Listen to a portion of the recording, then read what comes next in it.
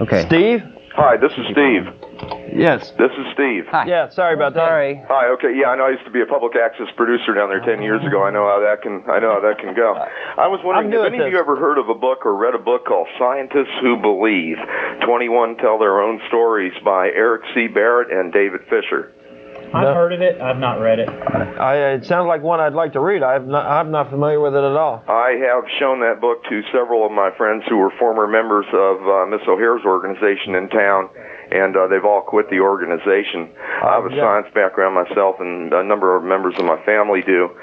And while I've read a lot of your literature, and I'm in agreement with you on a lot of what you say, I think all organized religion is bull dada. I've studied books like, when I was in England, I studied a book called The Battle for the Mind, the original book by William Sargent, who was he published that in 1957, and he had studied war neurosis and Pavlovian techniques, and two of the chapters in that book are the techniques of religious conversion and application of religious techniques. And there's also a chapter called The Technique of Eliciting Confessions. And it's well known, the psychiatric techniques that are used by a lot of TV preachers and a lot of born-again preachers are completely manipulative. It's hypnosis, it's brainwashing. The ability of human beings to be hypnotized against their will is well documented in thousands of studies. But the one thing that is important to me about this book and a couple of other publications is that there seems to be a conspiracy to get people to completely drop all kinds of spirituality and religious belief. William Sargent, in the end of his book, made a very forceful statement that he believed that there were two types of conversion, the manipulative type and a real conversion that comes through real spiritual experience. Right. And he also said that man needs God.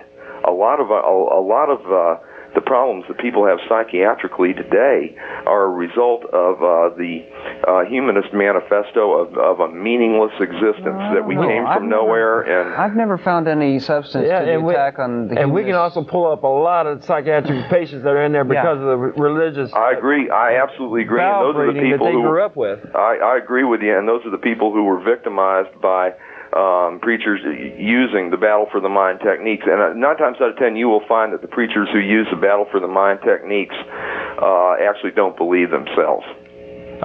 Do me a favor, mention that book again, because if it's converting atheists, I got to read it. It's called Scientists Who Believe, 21 Tell Their Own Stories. It's by Eric C. Barrett and David Fisher. And I can give you the first argument in the book real quick if you want to hear it. Quickly. The first one has to do with the entropy argument, and the theory of entropy states that everything in a closed system will eventually end up in total disorder. Right. And current physics believes that the universe we live in is an expanding universe that started from the Big Bang and is therefore a closed system. Right. And that it's been around so long that everything should have degenerated into a vast sea of cosmic dust by now if the law of entropy were to completely hold true. Now, they admit to the existence of another force, that keeps the universe from totally dissolving into a sea of cosmic dust. And the Russian physicist, who was the first of the 21 to believe in the book, argues how he came to believe that this organizing, this counter-entropy force would have to be non-materialistic, because if it was materialistic, it would be subject to the laws of entropy too, and it too would have disorganized into absolute nothingness. And that's very simplified. You're expanding way beyond. The second law of thermodynamics is not applicable in reality. Therefore, entropy is an empty argument. Any argument for or against entropy should never be said, because it's just that is not a viable argument. It's so old too. And we have some other callers. Can we go to those? I will read that book. Call me back too next week. Thank you for your call. Appreciate it very much.